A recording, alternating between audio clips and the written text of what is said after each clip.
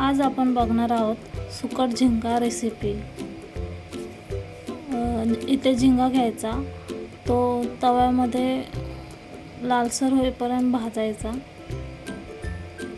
तव्यामध्ये भाजून घ्यायचा लालसर होईपर्यंत।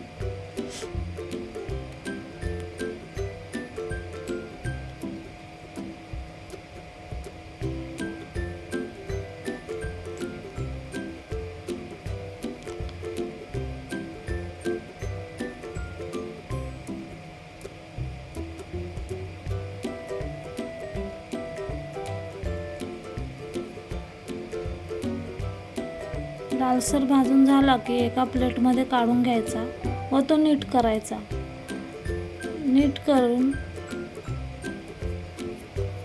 नीट करून एका पातेल्यामध्ये पाणी घ्यायचं आणि त्याच्यामध्ये झिंगा टाकून घ्यायचा। तो स्वच्छ धुवायचा, म्हणजे पाण्यामध्येच भिजत ठेवायचा।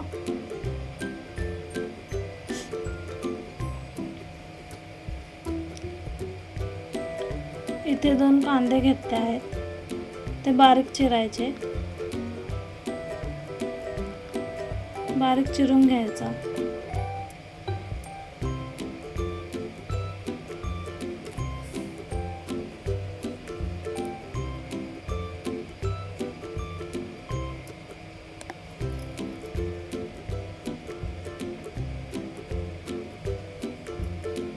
बारीक चिरून झाल्यानंतर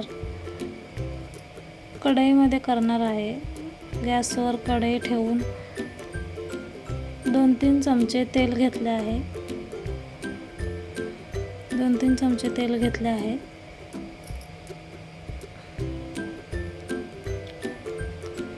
तेल गरम झाल्यावर जिरे, कढीपत्ता याची फोडणी दिली। नंतर कांदा टाकायचा। बारीक चिरलेला कांदा टाकायचा।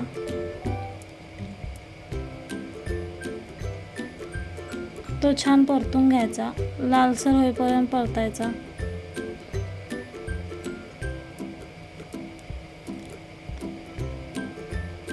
लालसर परतला की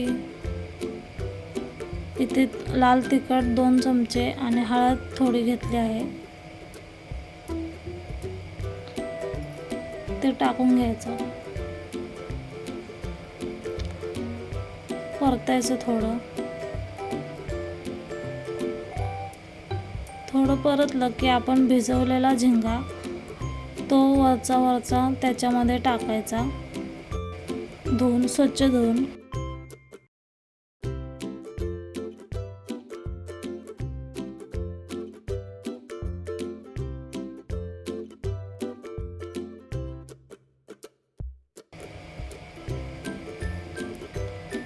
झिंगा टाकला की थोडं परतायचं, त्याच्यात हवं तेवढं पाणी ओतायचं। इथे पातळ झिंगा बनवत आहे, त्याच्यानुसार पाणी ओतलं आपण, पाणी टाकलं।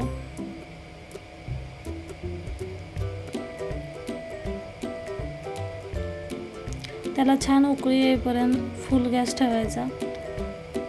उकळी आली की कमी करायचा थोडासा।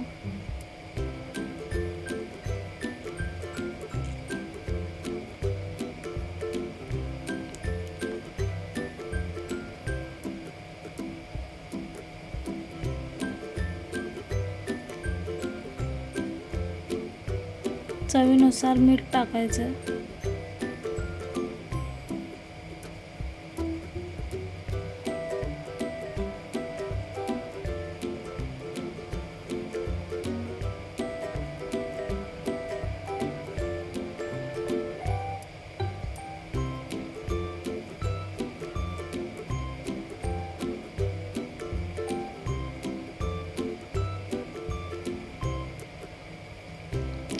थोडा शिजत आल्यानंतर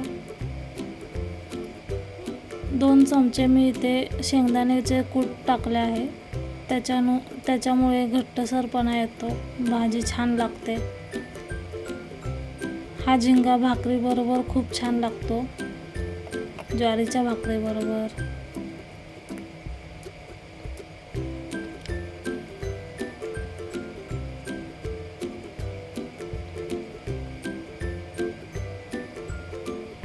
आता शिजून झालेला आहे झिंगा.